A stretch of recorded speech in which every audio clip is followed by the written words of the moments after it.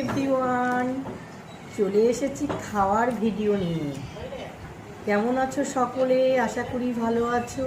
আর আমিও মোটামুটি, গলার স্বর দেখে বুঝতে পারছো যে আমি কেমন আছি। খুব একটা শরীর ভালো না, তো আজকে তার জন্য কি রান্না হয়েছে দেখো, খাবো। 2-3 দিন থেকে ঠিক মতন ভাত খেতে পারছি না। তা আজকে রান্নাটা কি হয়েছে, আমাদের আমের চাটনি, বেশ গোটা গোটা আমের চাটনি, সরষা বাটা দিয়ে এই করলা ভাজা। এটা কিন্তু মুখকে পরিষ্কার করবে। আর হয়েছে খাসির মাংস।